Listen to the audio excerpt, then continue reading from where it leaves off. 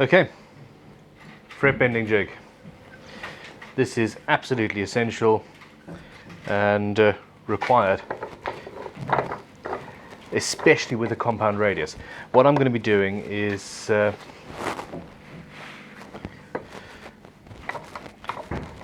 basically bending each bit of wire to match the radius just. So for example, we've got 7¼ inches up here. I want it to be slightly tighter, so 7-inch radius. And as I push it in, I don't want too much tension. If you have too much tension, it might pull up in the middle, it might just not go in properly. And that would be depressing, to say the least. Now, I need to find my fret wire. Okay, here is my fret wire. This is, it matches the width, but is much much taller, 4/10 of a mil taller. Now this is the Crimson Guitars fret bending jig. It's very, very simple. I do need an Allen key there. Essentially, this is sprung loaded, so there's no fiddly locking mechanism or anything like that. It will just do what you need it to, basically.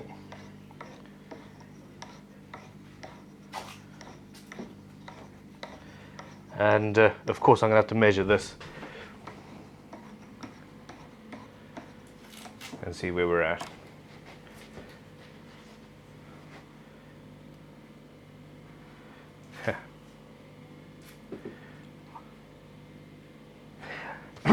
That is actually basically 12.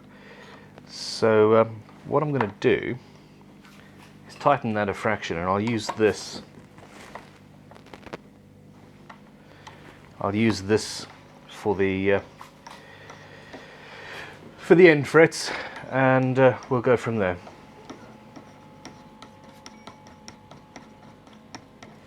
Okay. Yeah. Bit more. I want it to basically be just a fraction more curved.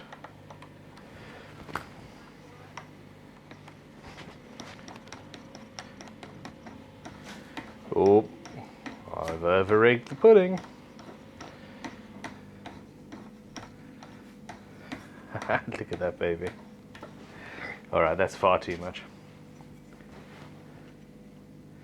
Yeah, that's about 6. So,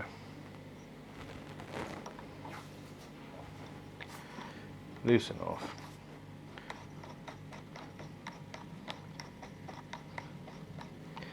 And I'm just opening it out a little bit. Okay.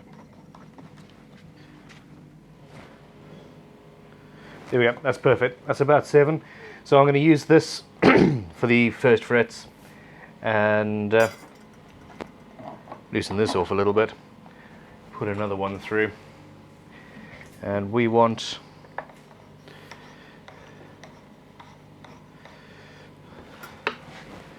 to end up with about a 9-inch radius now.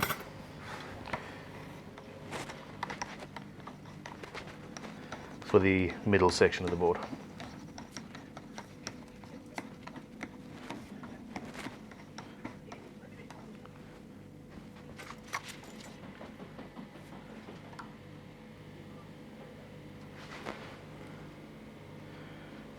That's pretty much exactly 9.5 inches. So it does need to be a 1/4 of a turn tighter.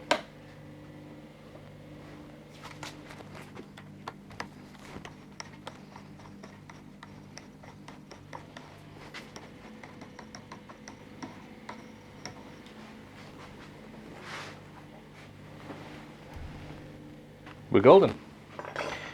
Okay. So that's the difference between those two then. And one more piece at about 12.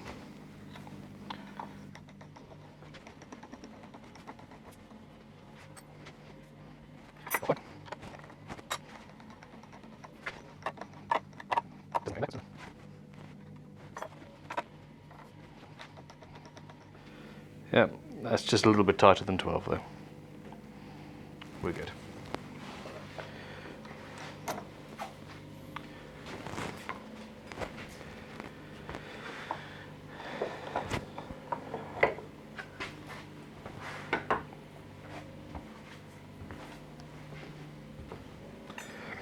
So you can see the different radii that we have, and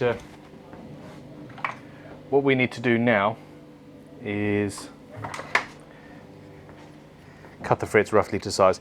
A lot of people have a block of wood with holes in it, which is fantastic for organization's sake. It's also fantastic for stabbing yourself in the hand with, and you know, fret ends are sharp. I don't particularly want to do that, to be honest. So where we are is I will hold my fret so I've got the size right. Take a nice pair of cutters. Now when I cut, I want the teeth of the cutter to close evenly on the tang. So when it cuts right through the tang and doesn't deform it in any way. We don't want that tang to be anything other than perfectly T-shaped, basically.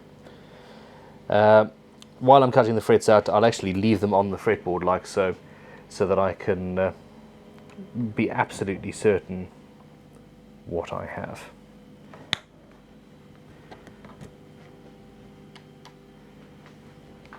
And yeah, moving forward, I will either, if I'm going quickly, just put the frets down on my workbench in the order in which I require them, or I will actually tape them down, and just for interest's sake today I'm going to tape them down.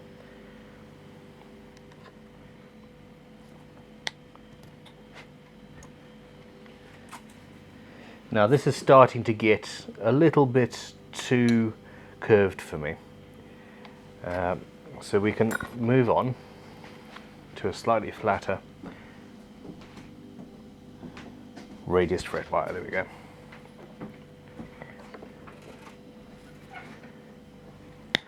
And this is the beauty of having a fret bender. You can keep on changing and customize the radius of even a piece that long. It's not an issue.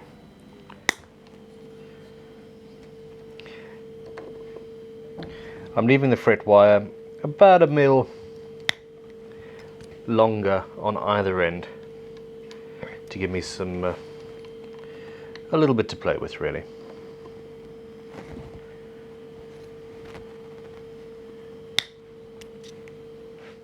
Now here's a trick I've been using for years. Put the tape on. Make sure you've caught every single fret.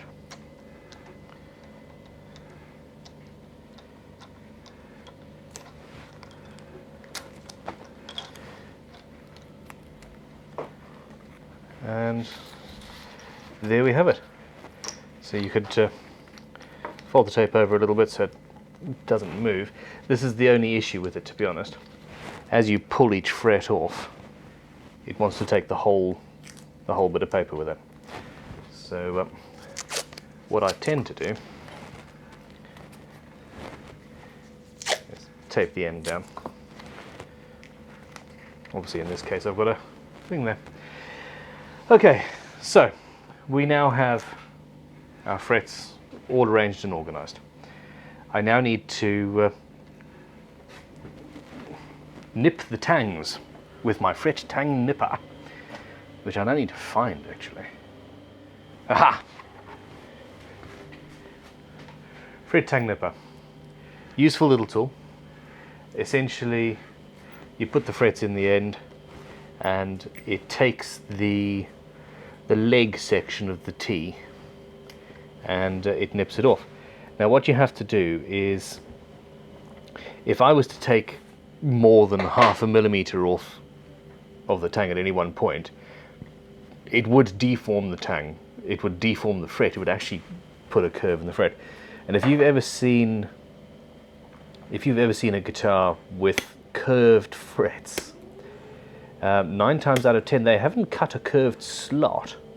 They've got a straight slot, but in the process of either cutting the frets to length or nipping the tangs off, they've curved the fret into a circle-ish shape, and that's not what we want. So we're just nibbling it away, really.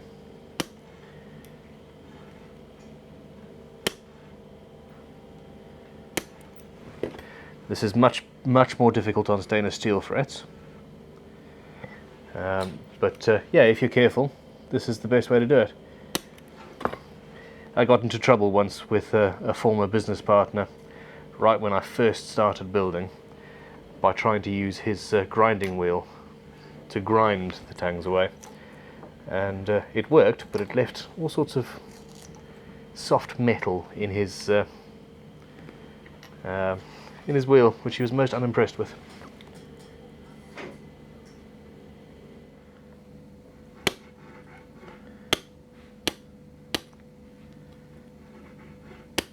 This is going to be a long and tedious job.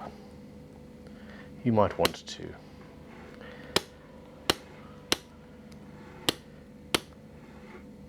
stop watching.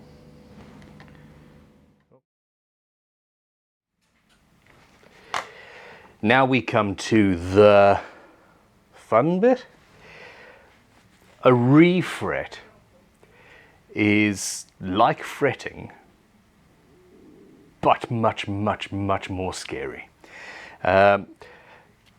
You are dealing with slots that are not cut specifically for particular frets. You are dealing with fret slots that are not necessarily clean. You are dealing with many more variables. When I build a custom guitar, not a problem whatsoever. I know exactly what's going to happen.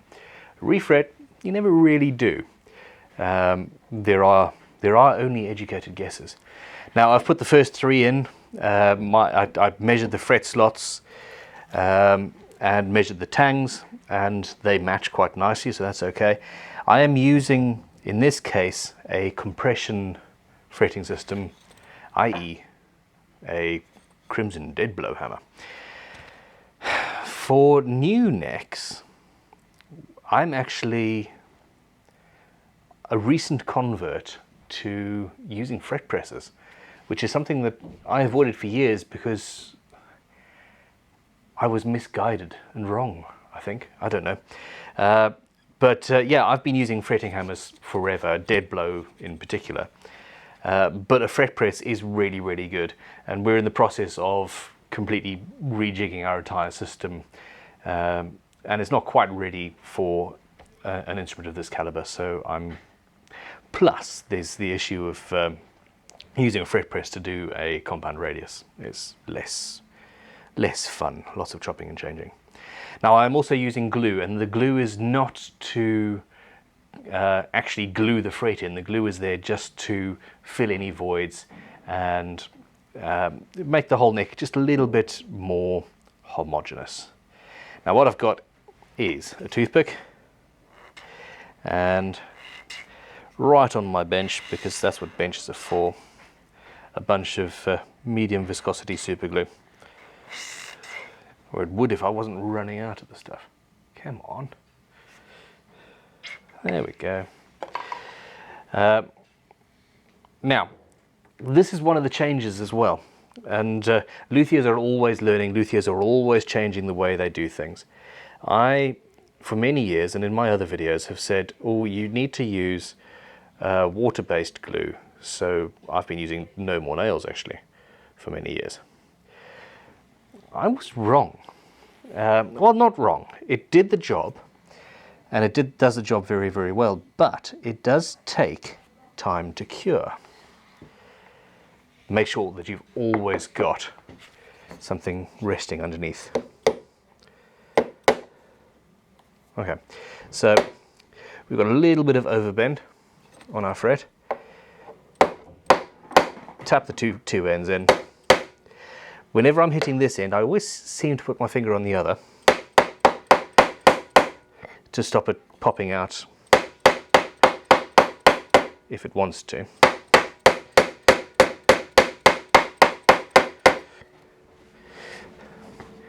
I have fretted from one side to the other towards the middle. There are people that say this is the exact way to fret, and I suspect it's just hearsay. So look, I've got my fret here. I've got my a drop of super glue on the cocktail stick. Could you hear me think there? I'm concentrating. In this particular case, I'm trying as hard as I can to not get too much super glue on here, because I really don't want it to spurge out. Spurge? What the hell is that? So we hit in from either end and then massage it out from the middle.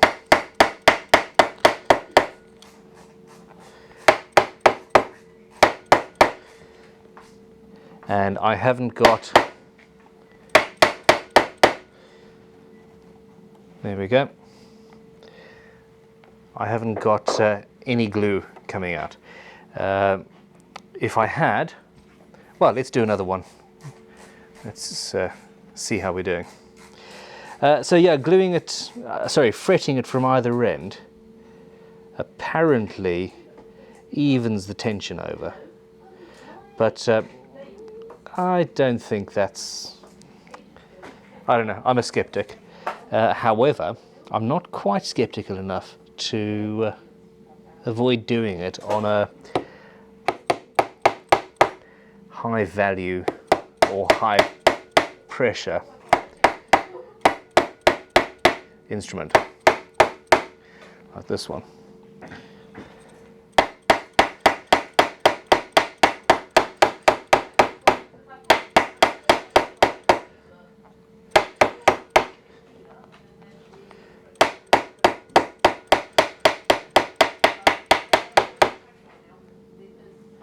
There we go. No glue. 2 frets to go. Now the reason why I am a newfound convert to fret presses is that it's just so much quieter.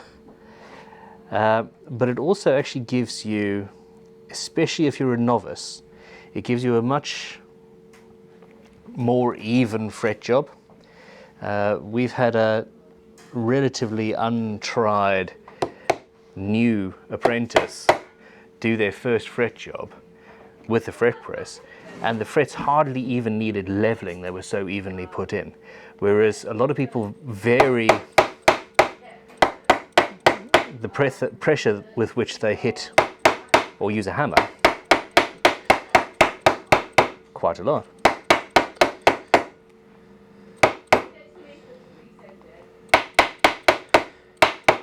Okay, I've got a little bit of glue just there. Now instead of using acetone, I actually just clean it away while it's still wet. The last thing we want to have to do is scrape the fretboard clean, because that always leaves marks and you can never ever sand it down as well as it would have been if you hadn't had to do that. Was that a correct sentence? Anyway. Okay. So in this case we've got a drop of super glue at each fret end where it touches the binding, because we want to fill that, and super glue just dabbed along the bottom of the tang, and that's that. And I use medium viscosity.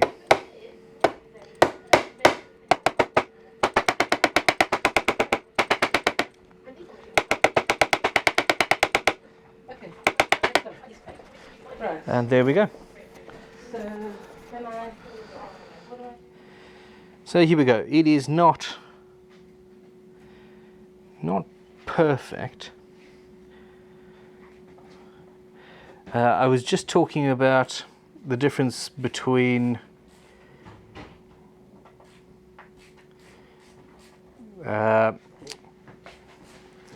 using a fret press, because it allows you to get the frets absolute with even pressure so that they're straight, And basically, if I can focus on it, that's pretty much what's happened here.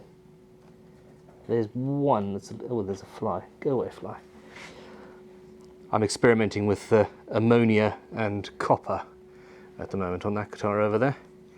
And the ammonia appears to have attracted the flies. Anyway, so yeah, I'm quite happy with that. These particular frets slightly problematic, but all in all, there you go. So next up, fret end cutters. All right, with the frets in, we come to using fret end cutters. These are specially ground, almost perfectly flat. We've got a tiny little bevel in the middle, and they will cut the frets almost completely flush with the fretboard. Now, it's very important when you use these. If you are putting pressure and trying to cut and twist at the same time in any way, you are both going to deform the fret and shatter the teeth of the fret end cutters, which would be bad.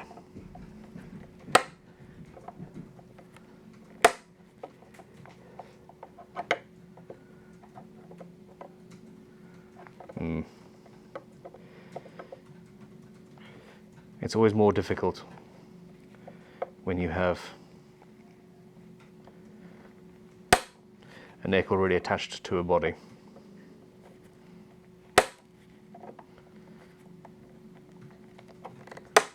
There we go.